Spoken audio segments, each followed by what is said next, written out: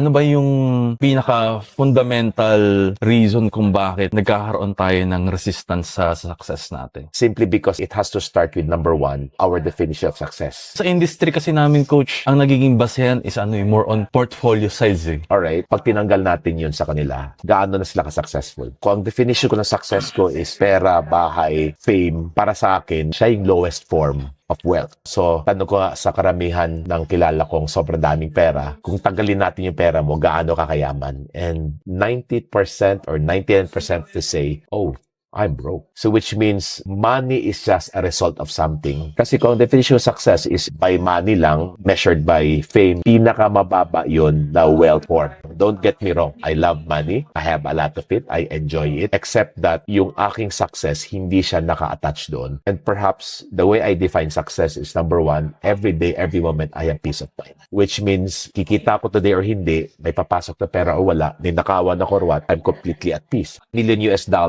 pero walang peace of mind. Walang pera, pero may peace of mind. Anong pipiliin mo? Peace of mind, coach. Exactly. So it has to start there.